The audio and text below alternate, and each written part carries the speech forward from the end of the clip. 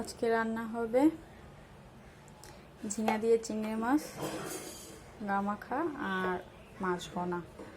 মাছটা আমি মাখিয়ে নিয়েছি, এরপরে কড়াইতে ভাজতে দেব। এটাও গরম হয়ে গেছে, মাছটা দিয়ে দেবো।